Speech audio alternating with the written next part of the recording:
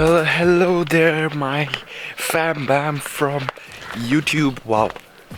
Okay, I'll just stick to like good morning, guys. From this beautiful resort called Leopard Point Resort here in Malindi. So I've woken up extremely early today. It's currently 6:15, and last night I slept at about 3 because I was editing all night, and I kind of feel right now I've woken up to go and catch the sunrise over the sea, and I feel like sunrises just energize my soul. Oh my gosh, getting to it.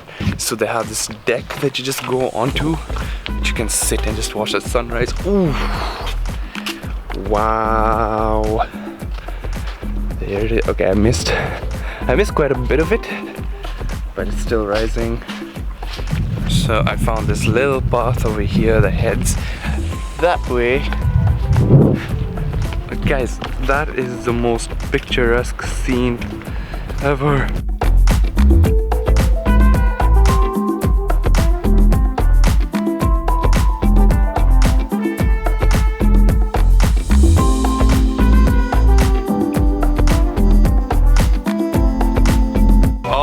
So the plan for today is we're heading off to a place called the Vasco de Gama Pillar.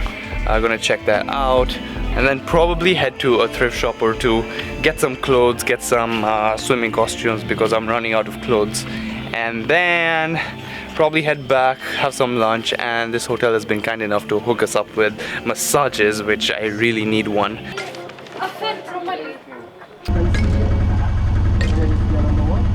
Hassan is teaching me how to drive a Tuk Tuk.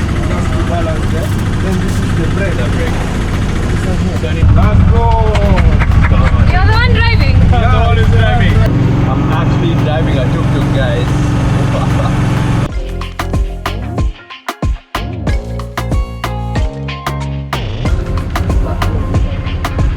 This is Hassan, and I'm gonna leave his number in the description box below. He's probably the best tuk-tuk driver I've come across, and he showed us how to drive a tuk-tuk. Dude, thank you so much, man. You're most welcome. So when you guys come to Malindi, make sure to get in touch with him. Hassan Tuk Tuk Driver. What's you can call me Hassan Joho if you want.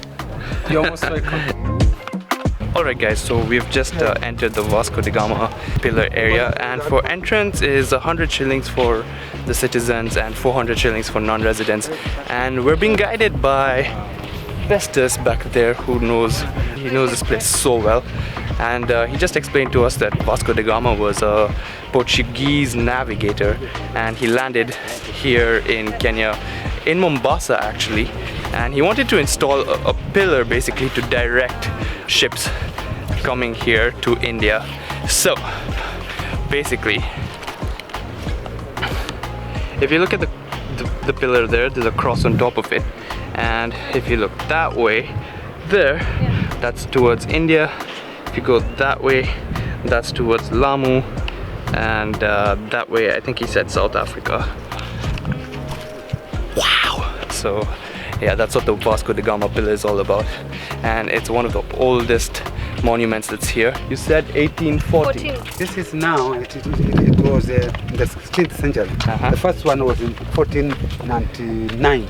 Oh, the first one, 1499. 1499. So he came, he built one pillar, and it was destroyed by the Arabs of Malindi because they thought it was a Christian monument. Later he came back again and built another one and negotiated with them, told them it's a navigation pillar. So we're here at about 12 o'clock, and basically this whole area behind me, the tide is extremely low. These are wave breakers, and they've basically been put over there to stop the waves from breaking this coral. We're being told that when the tide is high, which is during the evening, the water actually comes up to about that level. And I wish we were here in the evening. The photos and drone videos would have been so much better. But yeah, so if you want to come to this place, come in the evening and it'll look so much better. This has been made with limestone rock. Wow.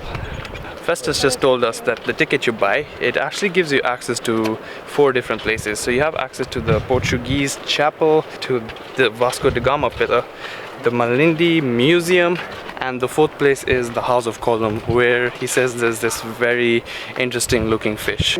Welcome to this chapel now. Okay? This chapel or church, it was built by the Portuguese in the 15th century. Okay? So what remains original here is all the wall and the altar. This is basically the chapel. It's a cemetery, and that's the church. Now, it was a really small church because when they actually built it, there was Arab population over here, and they didn't quite like the fact that there was Christians worshipping over here. So they had this very small tiny space where they built a church and had the cemetery in the same place. Now the people that are buried over here are British men, Portuguese and Frenchmen. So unfortunately, because of the time constraints, we won't be able to see the museum and house of something. I still can't remember that name. The column house. The Something about columns. But we've come to this local joint to have some fish in coconut. That's called samaki wanazi, which is basically red snapper in like a coconut stew. Got that with the gali, got some lime. Okay, so I said that we were going to go thrifting and stuff like that, but I realized that I really need to work on my vlogs, and basically I sat through the whole of the evening editing my videos. So I'm here for dinner, and again the Italian chef is called Luigi. He's making us something really special, and I'm really excited to try that out. Like this place has just been foodgasm, mind-blowing. This is called carpaccio, and it's raw fish, so it's like Italian sushi. Let's try it out. So this is actually white salmon with olive oil, lime, pepper and salt. A really thin sliced raw fish. Oh wow, tastes so good. So next up on the plate is seafood spaghetti, and like, I'm so sad to be leaving this place tomorrow. This is so amazing. I want to eat this forever. I think I found a name for this vlog. I'm gonna call it Death by Food, because the chef just dropped another great looking meal.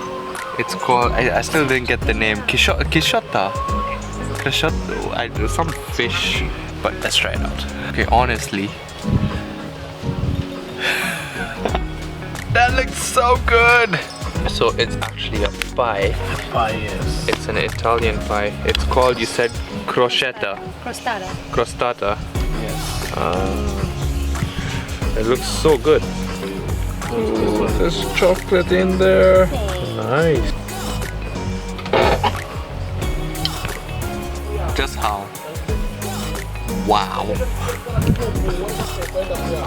Fan of the day.